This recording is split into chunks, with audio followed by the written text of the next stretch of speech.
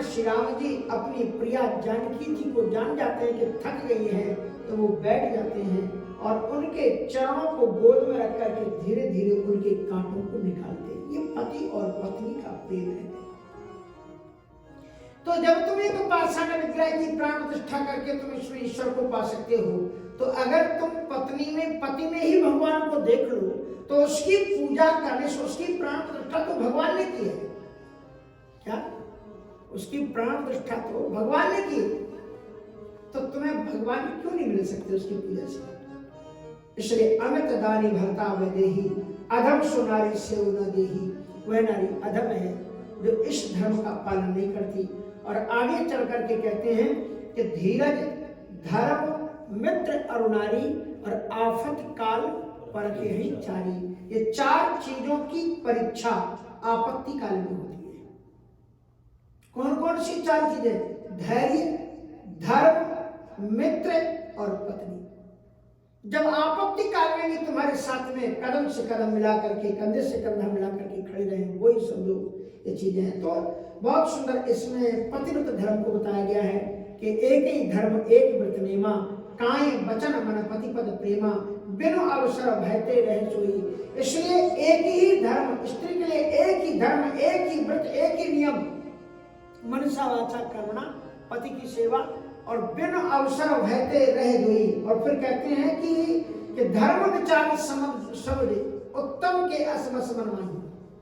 सर्वश्रेष्ठ नारी किसको बताया गया? पतिव्रता नारी का उत्तम नारी वो है कि उत्तम के असमस मन माही, सपन्यु आन पुरुष जग नाही। स्वप्न में भी उसे दूसरा पुरुष दिखे ही नहीं। जैसे कि आपने कथा सुनी होगी महाभारत में कि एक पक्षी के आंख को निशाना बनाना था, तो द्रोणाचार्य जी महाराज ने पांडवों से, कौरवों से पूछा कि बताओ इसका आंख का निशाना करना था, तो बोले क्या दिख रहा है?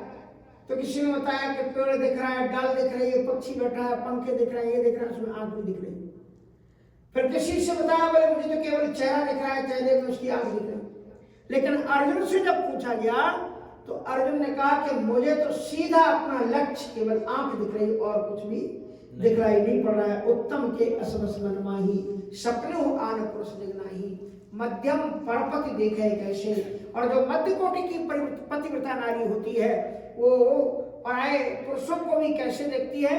कहते भ्राता, पिता, पुत्र न जैसे। जैसे घर के अंदर में रहते हैं तो बड़ा भी, जेठ भी है, देवर भी है, तो किसी को भी देखते हैं तो अगर वो समवयस्क है तो उसको भाई के रूप में देखती हैं, बड़ा है तो पिता के रूप में देखती हैं, छोटा है तो पुत्र के रूप में देखती हैं। तो इसलिए उनको अलग बताया गया। और धर्म विचार समझ कुल रही, और कुल और धर्म के कारण अपने मन को महसूस करके जो धर्म का पालन करती हो, तो कहते हैं कि वो पतिव्रता तो है पर निकृष्ट कोट की पतिव्रता है। और क्षण सुख लाग जन्म शत कोटि, तेईसव नारी कहो को खोटी। जो शारीरिक क्षण के सुख के लिए अपने धर्म का परित्याग कर देते हैं, उनसे ज्यादा अभागा और दुनिया में कोई है नहीं। ऐसा सुंदर उन्होंने पतिव्रत धर्म का उपदेश सुनाया। और फिर उन्होंने कहा कि सीता जी आपके अंदर में तो ये सब धर्म बैठा हुआ है, आपका बहाना लेकर के मैंने दुनिया के लोगों के लिए ये धर्म सुनाया। और उसके बाद में भगवान श्री राम जी ऋषि से विदा लेकर के आगे जब चलते हैं तो एक ऋषि के आश्रम में गए। उस ऋषि का नाम था सरभंग। नाम सुना आपने? ये सरभंग ऋषि अत्रि के पास से चल करके, अत्रि के आश्रम के से चल करके सरभंग ऋषि के आश्रम में पहुंचे। सरभंग ऋषि का नाम सरभंग क्यों था? इसलिए नाम था कि इतने तपस्वी, इतने ब्रह्मचारी व्रती थे कि इनकी साधना को हिलाने के लिए, डुलाने के लिए जब कामदेव आया तो उनका कुछ कर नहीं पाया, तो उसने बाण का प्रहार कर दिया ऋषि के ऊपर, जैसे शंकर जी के ऊपर किया था।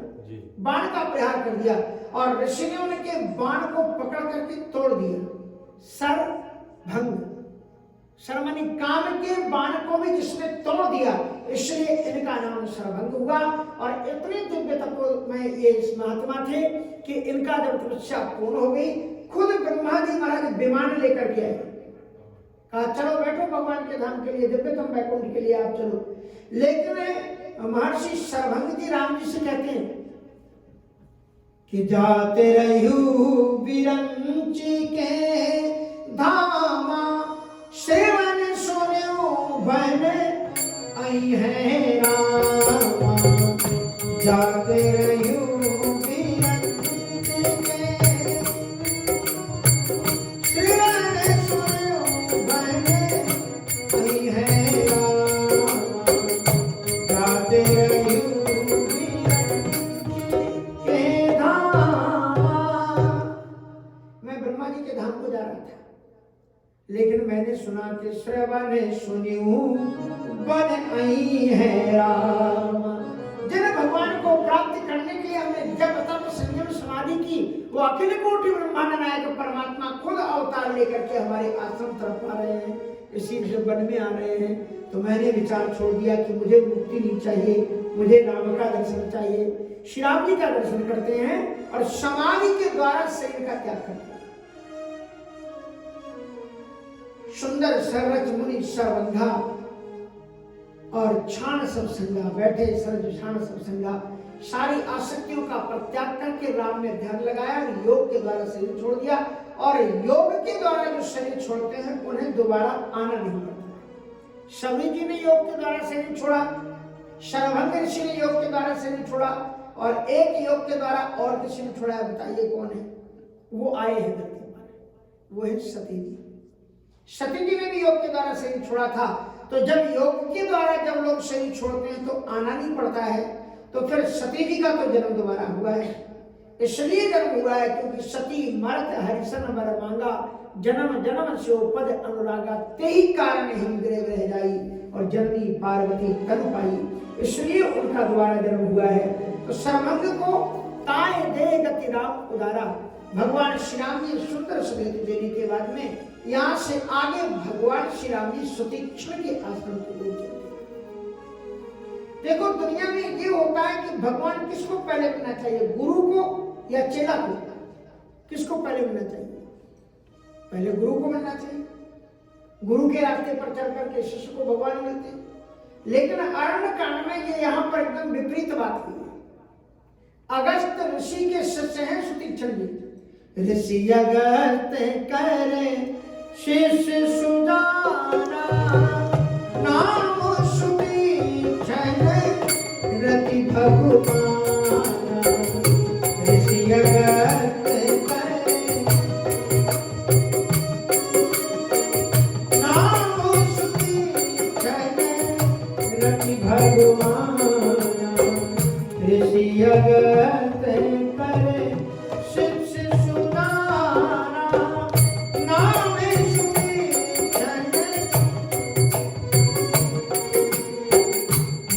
क्रम बचन राम पद सेवक, मन क्रम बचन राम पद सेवक, सबे हुमाने भरोसे न देवक, सबे हुमाने भरोसे न देवक। ऋषि अगस्त कर शिष्य सुदाना, नाम सुतीक्ष्ण रति भगवाना, मन क्रम वचन राम पद सेवक, और सतमेव आन अन्य उपासना देवक। अनन्य शरणागति थी। इनकी कथा यह है कि अपने गांव में रहते थे, अनाथ बालक की तरह भटका करते थे इधर उधर। एक बार महर्षि अगस्त पूरी जमात के साथ मिलकर गांव में पधारे। गांव के लोगों ने बड़ा आदर स्वागत सत्कार किया उनका, और उसके बाद में जब वो चलने लगे तो इस बालक को उन्होंने सौंपा। गांव के लोगों ने कहा हमारा ये अनाथ है और आपकी बड़ी तन्मयता से सेवा करा, इसको भी आप अपने साथ में ले जाओ, संत बनाओ। सुतीक्ष्ण जी महाराज उनके साथ में चल दिए। सुतीक्ष्ण जी अभी बालक थे, तो बालकों को ठाकुर जी की सेवा दी जाती है। सोने कहा कि तुम बेटा ये ठाकुर जी का सिंहासन अपने सिर पर लेकर के चलो। सो महाराज ठाकुर जी का सिंहासन लेकर के सिर पर वो चल रहे थे। अब गुरु जी थोड़े थोड़े तेज गति से चले, आगे निकल गए, ये पीछे नदी के किनारे चल रहे थे, और बरसात का टाइम था। उस समय पर जामुन लगी हुई थी, बड़ी बड़ी जामुन, बड़ी सुंदर सुंदर जामुन। तो उनको अपने गांव की याद आ गई, और फिर उन्होंने सोचा कि ठाकुर जी तो सर्वज्ञ, ठाकुर जी इसका बड़ी सुंदर जामुन लग रही, ठाकुर जी आप चढ़ जाओ पेड़ पर, आप भी जामुन खाना और हमको भी गिराना, हम भी खाएंगे। तो उन्होंने क्या किया, सिंहासन खोला और एक सालिग्राम जी को उठा करके, पत्थर की तरह तो थे, बस उठा करके गिरी, फेंका तो जामुन तो नीचे गिरी, लेकिन शालिग्राम जी बगल की नदी में चले गए। और इस प्रकार से एक दो नहीं 4 शालिग्राम जी थे, 4 शालिग्राम जी को जमुना जी पर उन्होंने महाराज जामुन के पेड़ पर चढ़ा दिया। अब जामुन तो उन्होंने खा लिया, बाद में कहा ठाकुर जी अब उतारो। अब ठाकुर जी काय को उतरे, वो तो नदी में गिर गए। तो बगल में खड़ा हुआ एक किसान देख रहा था, उसने डांटा, कहा बिल्कुल कहेंगे तुमने ठाकुर जी तो फेंक दिए जमुना जी में, अब कह रहा है ठाकुर जी आ जाओ। अब ठाकुर जी कहाँ से आए? अब सुतीक्षण रोने लगा, बोले रोते क्यों? देखो तुम्हारे ठाकुर जी को हमने देखा था, वो भी काले काले थे और ये जामुन भी काली काली है। एक काम करो 4 जामुन रख दो इसी। सो 4 जामुन चंदन लगा करके सुतीक्षण जी महाराज ने रख दी। और सुबह सुबह जब गुरु जी ने कहा कि सुतीक्षण ठाकुर जी को प्रस्तुत करो, ठाकुर जी की सेवा करनी है, ठाकुर जी सामने रखे। और जो ही उन्होंने जल चढ़ाने लगे तो अंगूठा रखा तो गुठली अलग और छिलका अलग। कहा सुतीक्षण, कहा सरकार क्या हो गया? कहा ये क्या देख रहा हूं मैं? अब गुठली अलग छिलका अलग सामने दिख रही थी। तो सुतीक्षण ने कहा कि पोनी पोनी चंदन और पोनी पोनी पानी, तो ठाकुर सड़ गए हम का जानी। गुरुदेव आप बार बार तो चंदन चढ़ाते हो, बार बार पानी चढ़ाते हो, अब ठाकुर जी सड़ गए तो हम क्या करें? गुरु जी गुस्सा होकर के बोले कहीं मूर्ख कहीं ठाकुर जी भी सड़ते, चलो तुम निकल जाए यहाँ से। और जब तक तुम ठाकुर जी को लेकर के ना आए तब तक गुरु के पास में आना मत। और तभी से बेचारा सुतीक्षण उसी जामुन के पेड़ के नीचे बैठा हुआ है। एक दिन भगवान आएंगे तो वो शालिग्राम जी तो नहीं उतरे, लेकिन शालिग्राम जी के ही अवतार साक्षात प्रभु श्री राम और लक्ष्मण वहां पर आ गए हैं। यहाँ से आगे की जो कथा है कल हम आपको सुनाएंगे 2 बार और श्री राम जय राम जय जय राम, श्री राम जय राम जय जय राम, श्री राम जय राम जय जय राम, श्री राम जय राम,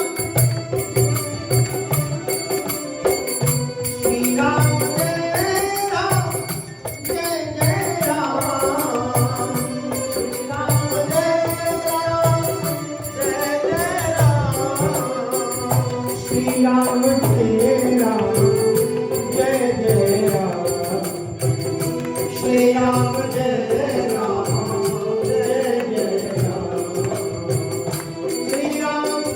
राम जय जय राम, श्री राम जय राम जय राम, श्री राम जय राम जय जय राम, श्री राम जय राम जय जय राम, श्री राम जय राम जय जय राम, श्री राम जय राम जय जय राम।